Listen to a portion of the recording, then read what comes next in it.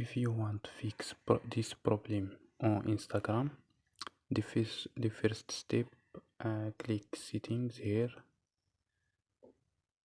and click apps and notifications. Click apps,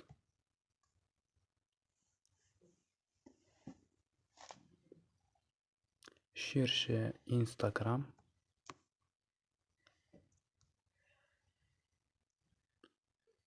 and click storage.